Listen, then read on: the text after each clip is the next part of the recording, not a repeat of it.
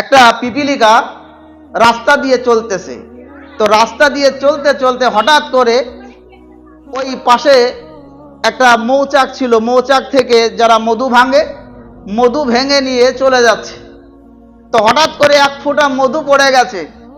তো পিঁপড়ে যাইতে যাইতে দেখে, আহ কি খুশবু, আল্লাহ একবার, এত সুন্দর খুশবু আর সেন্ট, এ তো ছিঁড়ে যাওয়ার কোনো কায়দা নেই, এতে এক চাট মারতেই হবে।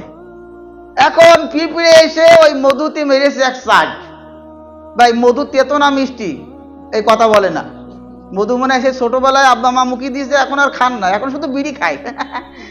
এখন হুজুর মধু খাওয়ার সময় আছে না বয়স আছে? এখন যা একটু সময় সুযোগ পাই, একটু চার দোকানে বসে চা খায়, একটু বিড়ি খায়, জর্দা দিয়ে একটু পান খায়, ও মধু খাওয়ার সময় আছে?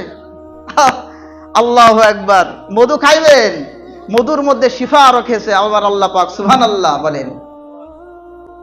ভাই মধু দেখে পিঁপড়ে আর লোভ সামলাতে পারে নাই, পিঁপড়ে গিয়ে মধুতে চাট মারিস। এখন যেই চাট মেরে দিয়েছে দেখে যে বিরাট মিষ্টি, এত মিষ্টি আমি জীবনে খাই নাই, এত সুন্দর স্বাদ আমি তো আর পাই নাই।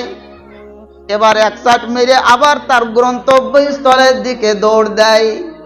কিছু দূর যেতে যেতে মনে মনে চিন্তা ভাবনা করতেছে, এই যে আমি যে চলে যাচ্ছি, আবার যদি এই মধুর সঙ্গে দেখা না হয়, তাহলে এক কাজ করি, একটুখানি খেয়ে আমার পড়তা হইল না, আবার ঘুরে যায়।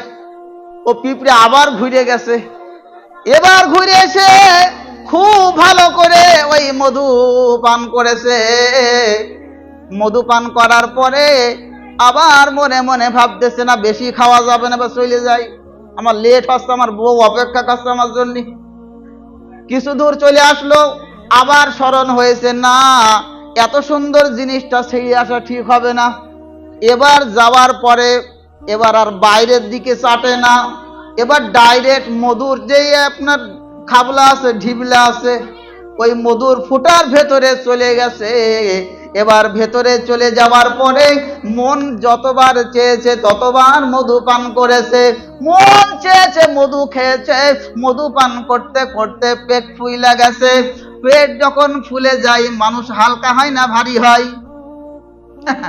ও পিঁপড়ে মাল ভারী হয়ে গেছে, এত ভারী হয়ে গেছে ওই মধুর থেকে আর বার হতে পারছে না।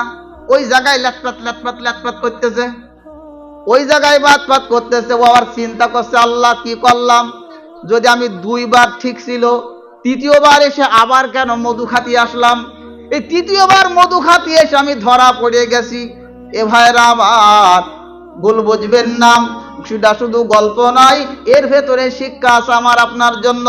ও দুনিয়ার মানুষেরা শোনো শোনো শোনো, ইন আদ-দুনিয়া মাজরাআতুন আখিরাহ, দুনিয়াটা হলো আখিরাতের শস্য ক্ষেত্র। এখানে আখিরাত কামানোর জন্য এসেছো, আবার তোমাকে আখিরাত কামিয়ে চলে যেতে হবে। আদ-দুনিয়া উলওয়াতুন খাজিরা, ক্বালা রাসূলুল্লাহ সাল্লাল্লাহু আলাইহি ওয়াসাল্লাম, আমার নবী জানায়া দেন, ও দুনিয়ার মানুষেরা, ও ভাইরা আমার, আমার দয়ার নবী রাহমাতুল লিল আলামিন হাদিস পাকের ভেতরে জানায়া দেন, আদ-দুনিয়া হুলওয়াতুন খাজিরা, দুনিয়াটা হলো সবুজ এবং মিষ্টি। সবুজ আর মিষ্টি হওয়ার কারণে মানুষ তাড়াতাড়ি দুনিয়ার ভেতরে ঢুকে যায়। ও ভাইরা আমার, হাত জড়ো করে বলতে চাই, দুনিয়ার ভেতরে বেশি ঢুকবা না। দুনিয়ায় শুধু চাট মেরে চলে যেতে হবে কবরে, তারই সমস্যা নাই। বেশি দুনিয়ার ভেতরে যদি ঢুকে যাও, তোমার আখিরাতটা বরবাদ হয়ে যাবে।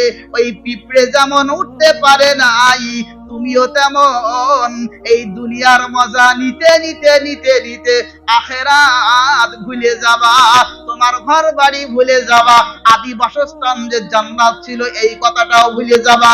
তোমার মনে হবে এইটাই তো সব, মনে হবে এইটাই তো সব। এখানে আমি বিরাট বড় বিল্ডিং বানাবো, এখানে আমি টাইলস বসাবো, মোজাইক করব, এরপরে দুনিয়ায় যত সৌন্দর্য করার দরকার সব সৌন্দর্য করব, কারণ আমার এখানে থাকতে হবে। একবারও চিন্তা করতেছে না এই জায়গা থেকে যেতে হবে।